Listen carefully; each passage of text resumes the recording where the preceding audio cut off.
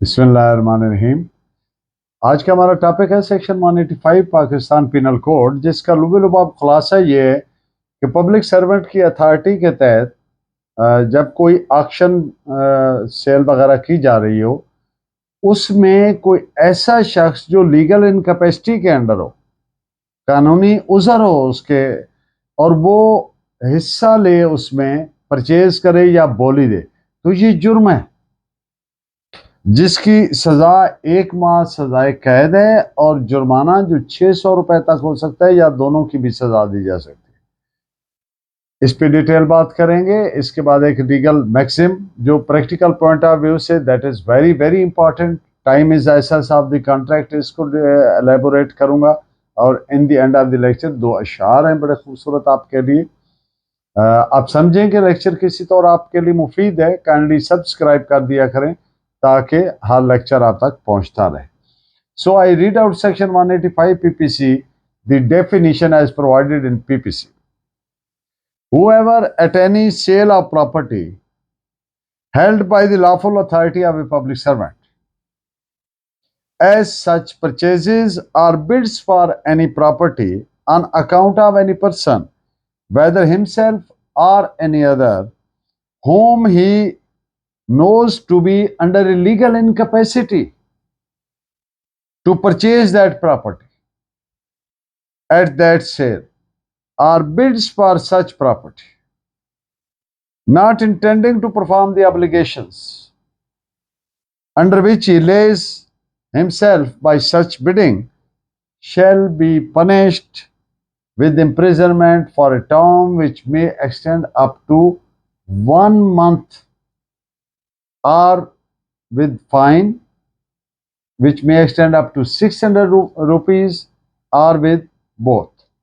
यानी जो कोई किसी जायदाद की सेल पर, फरोख्त पर, जो पब्लिक सर्वेंट के कानूनी इख्तियार के तहत हो रही हो, इस तरह से खरीदता है, इस तौर से खरीदता है या बोली देता है किसी जायदाद के लिए किसी शख्स के सबब से, या जो वो खुद हो या कोई और जिसे वो जानता है कि वो कानूनी उज़र के तहत है, अंडर लीगल इनकैपेसिटी है और उस वजह से वो प्रॉपर्टी नहीं खरीद सकता इस सेल में, या ऐसी प्रॉपर्टी की बोली नहीं दे सकता जिसकी नीयत जिम्मेदारियां अदा करने की नहीं है, जो वो इस तरह की बोली देने से अदा करने का पाबंद होगा, उसे 1 माह सजाए कैद या जुर्माना जो 600 रुपए तक हो सकता है या दोनों की सजा दी जाएगी। सेक्शन 185 पीपीसी कॉन्स्टिट्यूट करने के लिए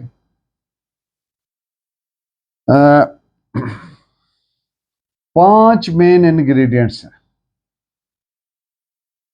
जो पूरे होने जरूरी हैं, फिर इस सेक्शन का मेन जरिया कॉन्स्टिट्यूट होगा। नंबर 1, पब्लिक सर्वेंट का सेल मुनकिद करना। नंबर 2, ये पब्लिक सर्वेंट की ये मुनकिद करने वाली जो अथॉरिटी है ये लॉफुल होना जरूरी है। नंबर 3, मुलजिम असालतन या बाय एजेंट बोली दे। मुलजिम का लीगल इनकैपेसिटी यानी कानूनी उज़र के तहत होना जरूरी है कि वह ऐसी सेल में हिस्सा ले ही नहीं सकता, उस कानूनी उज़र की वजह से वो हिस्सा ले ही नहीं सकता ऐसी सेल में या ऐसी बिडिंग में। एंड नंबर 5, और मुलजिम ये सब जानता हो कि वो he is under legal incapacity. इस पॉइंट पे, सेक्शन 185 कॉन्स्टिट्यूट होने के पॉइंट पे 3 केस ला ज़रूरी जो हैं वो नोट फरमा लीजिए। हर तरह की जो प्रोपोजिशन है इस सिलसिले में उसको समझने के लिए बहुत मामून है। AIR 1934 Oudh 186, AIR 1915 Allahabad 93 and 1865 bracket 3 SUH.WR criminal 33 division bench यानी DB का फैसला है। आज का लीगल मैक्सिम है time is essence of the contract. मुआहदे जब होते हैं, कॉन्ट्रैक्ट्स जब होते हैं, तो उनमें ये मैक्सिम बहुत इंपॉर्टेंस का हामिल है। कोई एग्रीमेंट हो, कॉन्ट्रैक्ट हो, तो इस जो एसेंस है, ये प्रिंसिपल जो है मैक्सिम, इसकी अहमियत बहुत ज्यादा है कि ये उसमें इस्तेमाल होता है। ये time is essence of the contract का मकसद है कि वक्त जो है, टाइम जो है, कौन सा टाइम? Stipulated time. वो कॉन्ट्रैक्ट की जान है, रूए रवां है, मेन चीज है।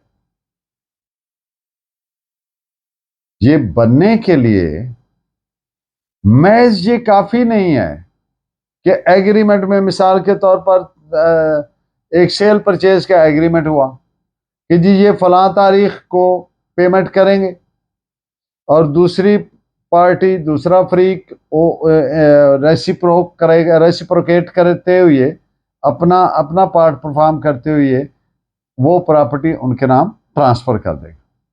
और वो उस डेट पे अगर पेमेंट नहीं की, तो ये महज इस वजह से time is essence of the contract का प्रिंसिपल नहीं बन जाएगा, बल्कि तीन बुनियादी चीजें हैं, जब वो पूरी होंगी फिर ये टाइम बनेगा essence of the contract. Number one, depends upon the intention of the parties. जो कंटेंट्स ऑफ द एग्रीमेंट हैं वो मैनिफेस्ट करते हैं, जाहिर करते हैं इंटेंशन ऑफ द पार्टीज, कि पार्टीज का इंटेंशन क्या है ये मुआहदा करने से। Number two, surrounding facts and circumstances, हालात वाकयात। एंड नंबर थ्री, जायदाद की नौइयत, यानी नेचर ऑफ द प्रॉपर्टी। लफ्ज प्रॉपर्टी आप जानते हैं, इसमें दोनों शामिल है, मनकूला एंड गैर मनकूला, यानी मूवेबल प्रॉपर्टी है चाहे इमूवेबल प्रॉपर्टी है, वो लफ्ज जायदाद में दोनों आते हैं। अब एक कंटेनर है जिसमें पेरिशेबल आइटम है, फॉर इंस्टेंस उसमें टमाटर हैं, सब्जियां हैं, फल हैं जो पेरिशेबल हैं, वो भी प्रॉपर्टी है। अब एक है प्लाट का सौदा है और कोई एग्रीमेंट कॉन्ट्रैक्ट हुआ है उस सिलसिले में, तो इसको भी देखेंगे तो फिर हालात वाकयात का जो सराउंडिंग है पता चलेगा, नेचर ऑफ प्रॉपर्टी का, और what remained the intention of the parties. इस इन पॉइंट्स पे आप एक जजमेंट नोट फरमाएं। PLD 1960 Karachi, page 517। और आज के अशार हैं, उन्हीं के फैज से बाजार अक्ल रोशन है, उन्हीं के फैज से बाजार अक्ल रोशन है, जो गाहे गाहे जनू इख्तियार करते रहे। और इसी सेंस में एक और शेर है, बेखतर कूद पड़ा आतिश नमरूद में इश्क, बेखतर कूद पड़ा आतिश नमरूद में इश्क, अक्ल है मैवे तमाशाए लबे बाम अभी। आपका बहुत शुक्रिया। Please keep watching and guiding me by your valuable comments. Allah ने के बाद।